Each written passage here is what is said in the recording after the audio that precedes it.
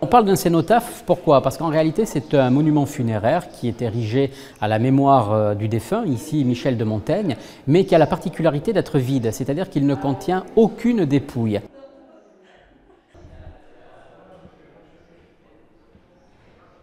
Bien étudier la question, quand même des frais. Elle avait un côté un peu poli, parce qu'elle avait été beaucoup touchée.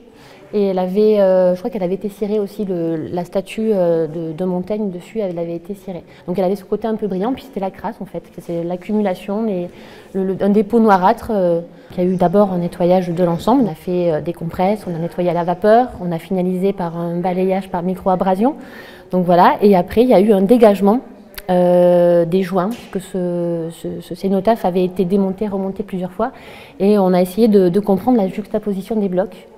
Donc on a enlevé tout le mortier, le plâtre qui pouvait parfois un peu empâter la sculpture.